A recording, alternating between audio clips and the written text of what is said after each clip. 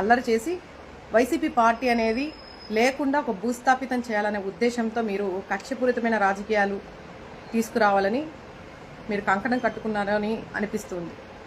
లేకుంటే మరి ఇన్ని సమస్యలు కళ్ళ ముందు ఇన్ని సమస్యలు జరుగుతున్నా, ప్రజల మీద ఇన్ని దాడులు జరుగుతున్నా, ఇన్ని హత్యలు జరుగుతున్నా, ఇన్ని ఆత్మహత్య ప్రయత్నాలు చేస్తున్నా, అఘాయిత్యాలు జరుగుతున్నా, ఆడపిల్లలు మిస్సింగ్ అయినా, పేదవాళ్ళు కన్నీరు పెట్టుకుంటున్నా, అన్నా క్యాంటీన్లో మనం చూసాం కదా వీడియో, ఎంత అపరిశుభ్రంగా ఉన్నటువంటి ప్లేట్లను మురికి నీళ్ళల్లో కడిగి పెడుతున్నారు. మరి దాని మీద డిబేట్లు పెట్టరు ఎందుకని?